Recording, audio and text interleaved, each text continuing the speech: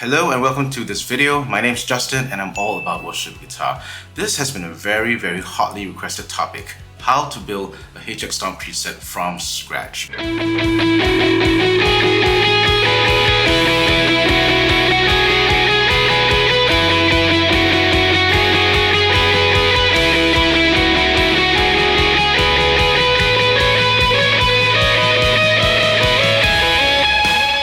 Now, I don't want this to be a heavily edited jump cut style video, so this is going to be a very long drawn, long form kind of content where it's step by step. I want you to see from 0 blocks to 8 blocks how I fill it all up and get a sound that is reminiscent of what we hear in Bethel, Hillsong Elevation, or your modern worship tracks, that sort of thing. So grab your guitar, open up HX Edit, and let's dive into creating a worship tune from scratch.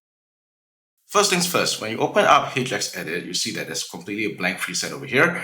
I want you to go to the main left and right tab, the input block, and I want you to turn on the input gate, because once you start stacking effects on top of one another, especially if your amp is slightly gained up, you're going to have a lot of noise. So let's, right from the start, turn this on so that it doesn't taint the way that we perceive the sound coming out of the speakers or your headphones. Let's start with an amp and cap block. Now, I know it's very tempting to go with an M block and then like an IR block, but let's avoid using IRs for now. I want to tell you that you can get a great sound without the use of third-party IRs. I love the caps that are in the Helix and the HX Stomp, especially after the 3.5 update, where the caps do sound different, they sound better and deeper, and that's because we can tweak them a lot better with the additional parameters that 3.5 and above affords us. So I'm going to choose something that is on the P&W side of things, like a old AC30, and when you click on the amp and cap block for AC30, it brings up this sound.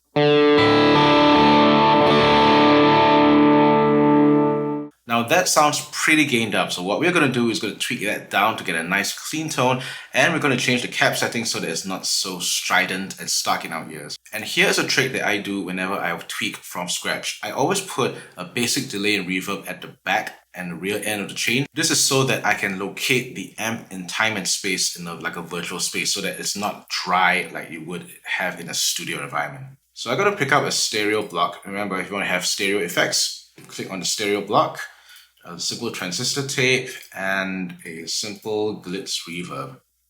Now these settings are pretty okay. I'm going to bring down the cadence a little bit. And for the transistor tape, I'm just going to keep this at, it's pretty high feedback actually, 50%. Turn down that while flutter because I don't want to have too much of that chorusing happening. Turn the spread up, turn the mix down. Okay, very important. Move this headroom slider all the way up to max. You want to do this because in order to stay true to the original equipment, some of these delays will actually clip if they are pushed too hard from the front end.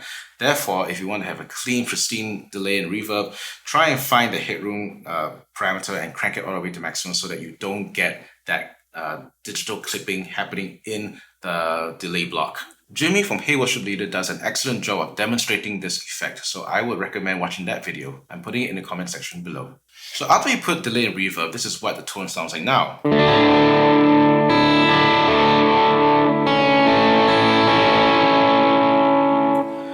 That's a lot more inspiring to play with, isn't it?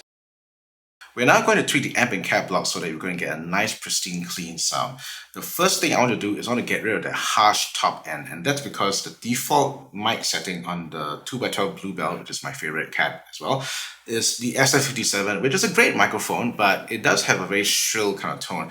I want it to be round with a bit more punch and clarity, so I'm going to change this to my favorite ribbon microphone, the R121.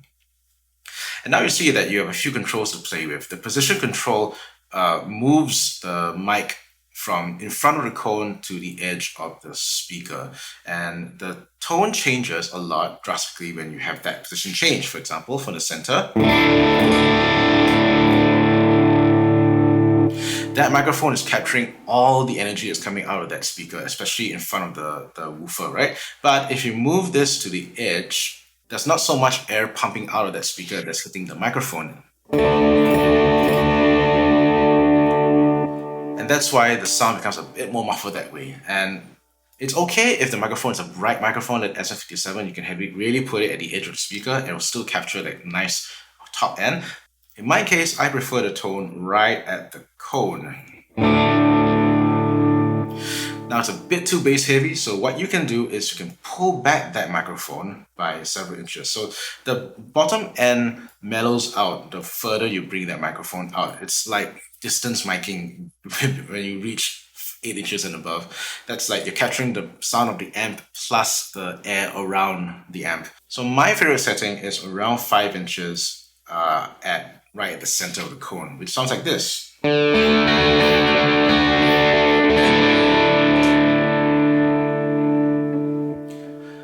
Now the low cut and high cut controls will basically give you the shape of that EQ curve, whether it's going to be cutting off the low end at a certain frequency and cutting off the high end at a certain frequency. This is currently at 90 Hertz and 15 kilohertz, which is around, it's a good starting point, but because we're playing in a dense mix for worship most of the time, I will push this up to 100 Hertz and beyond. In fact, I'll put this at 110 and I'll bring this down to 13 kilohertz just so that we tighten up that curve a little bit so that the rest of the instruments like the bass drum and the snare, the keyboards can sit around the guitar and the guitar fits into that little niche. Now, let's go to the EQ stack. The controls on the AC30 are pretty simple. There's no mid control, it's only bass, treble, and presence. And that's because the cut control is the one that will basically determine how much high end or how much mid focus and high end is going to be in the sound. Now, first things first, I'm going to bring down that gain control. I don't want it too gained up. I'm going to say 3.5. That's pretty cool. Now the bass, I'll leave it at 5. Cut. The cut control, Line 6 has managed to accurately model what happens to the cut control when you turn it up and down. When you turn all the way up, you basically have a very muddy, woofy sound. And because this is a humbucker guitar, I want to have maximum treble, so I'm going to turn this all the way to 0. In other words, no cutting, you're going to have full bandwidth of tone.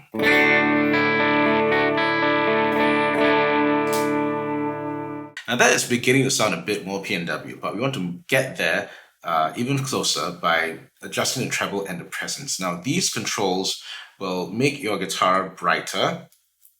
And for a guitar like the JP6, which is a bit on the darker side, I do want to crank up that treble and presence a bit more.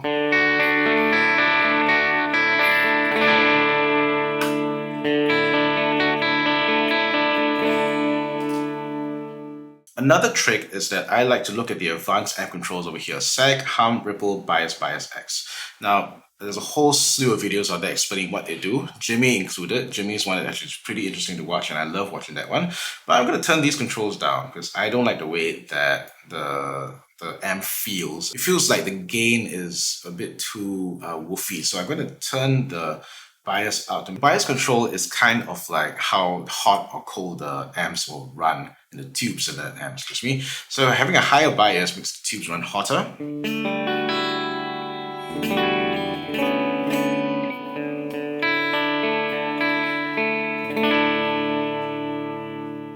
Now that almost sounds like a PNW clean to me. The secret sauce in PNW sounds, especially for, let's say, Bethel, is to have a very bright and clean compression. And the way to get that is we're going to use the Kinky Comp in this case. And at this current setting, it's very heavily compressed.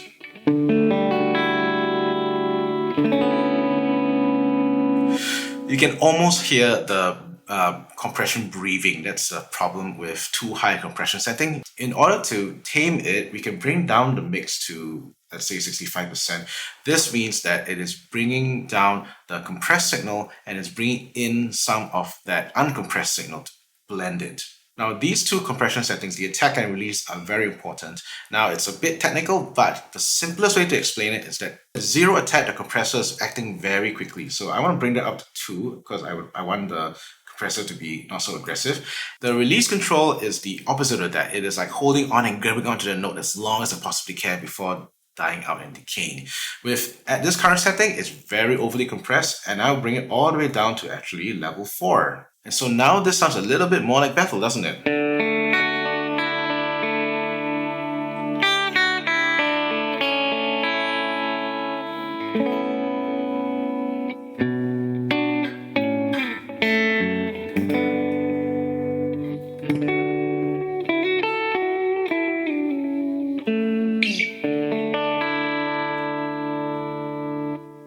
it's a pretty nice clean tone.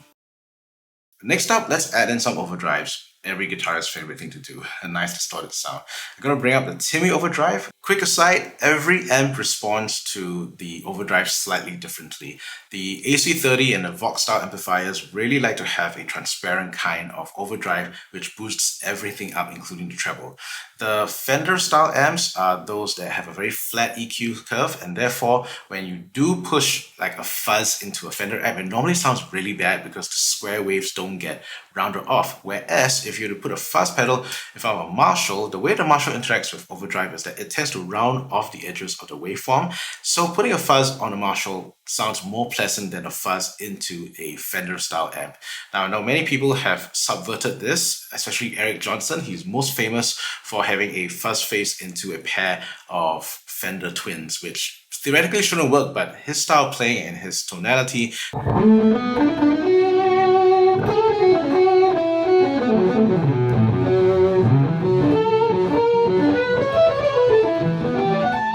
it's his sound, more power to him. But for us mere mortals, we try to figure out which amplifier works best with which overdrive. And to my ears, a transparent overdrive like Timmy or the Tima in this case works really well.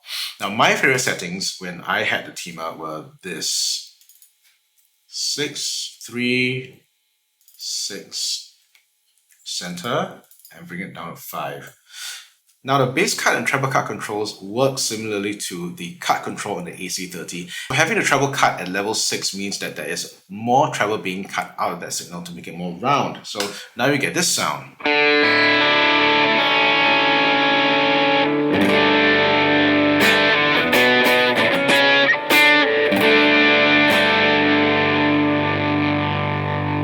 Good for rhythm sound, I guess.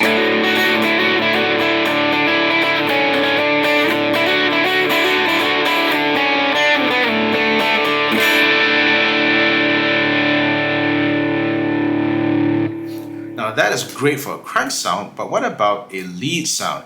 To have a boosted kind of sound, I normally like to put the EP booster in front of the Timmy so that the Timmy is juiced up. And that's the thing about overdrives. The order in which you place the overdrives matter. If you put a boost after the overdrive, you're making that overdrive louder in volume. But if you put the boost before the overdrive, you're going to be introducing a lot more gain because the overdrive is being pushed by that boost. So crunch tone.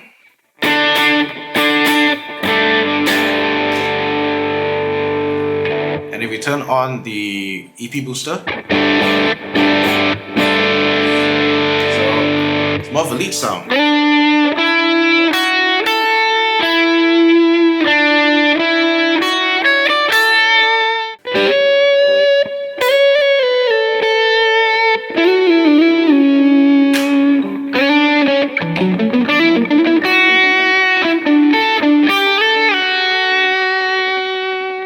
The next thing that I'm going to show you is the secret sauce to making your guitar tone sound like modern Hillsong or Bethel. Modern Hillsong and Bethel basically have the amps at the end of the chain and they front load them with the entire pedal board, including delays and reverbs. So by having a delay in front of the amp, we're going to get pre-amp wet section saturation. And for this, I'm going to use a simple delay. There's no need to go anything complicated. I'm going to set this up as a .8 delay because why not? We are in PNW land after all. It's almost a prerequisite at this point. So I'm going to bring that pretty high and it sounds like this.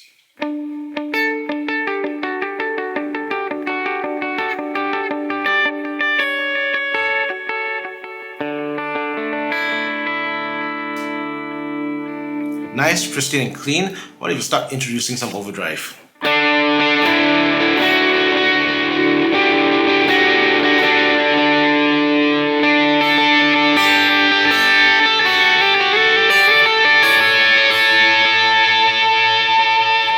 Can you hear the tail end of that note being distorted? It's even more pronounced when you turn on both the booster and the overdrive.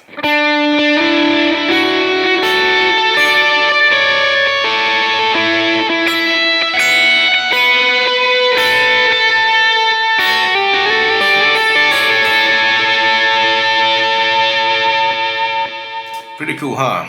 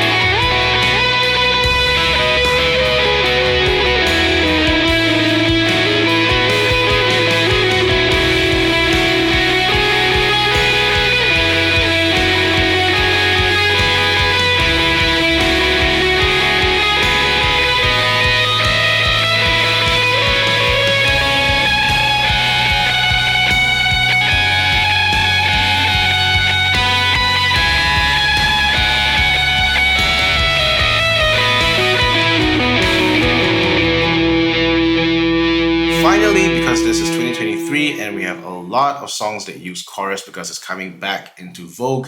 I'm going to put in a stereo chorus and put this right before the delay block.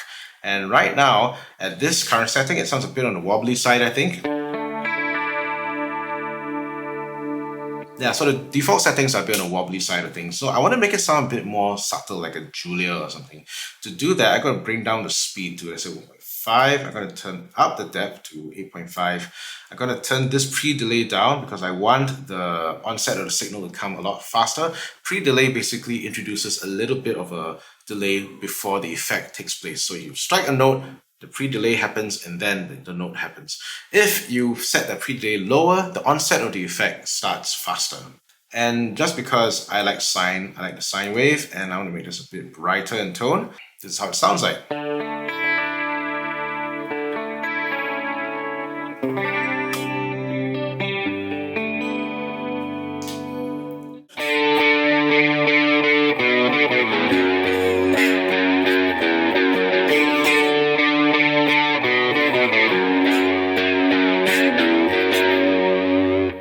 The final thing I'm going to do for you guys is I'm going to show you how to create a swell tone with just these 8 blocks. And the way to do that is we're going to assign a switch to toggle between a low ambience and a heavy ambience setting. So let's assign, let's say a switch 1, the decay, the mix. Yeah, I'm going to do a bit more tweaking. I'm going to make this a brighter sounding reverb by putting up that low cut and bringing this up to, let's say, 14K. Then I'm going to increase that delay a little bit, turn the rate down because I don't want it to be too modulated. Set a crossover at around here. Now we're going to assign this to the same switch because we want to have this really ambience out. Decay, let's have it at 3 and 8. And for the mix, we're going to put it at, it was 19 before, I'm just going to put it 18 to 44%. Same thing here, 25%. Ooh, no, whoops, wrong. 25%. And I'm going to crank it all the way up to 45%. I'm also going to assign expression control to my expression pedal, which I have right here, just to make sure that it's correct. Yep, I can move it back and forth. So with one button and I turn on that reverb button, this is what happens.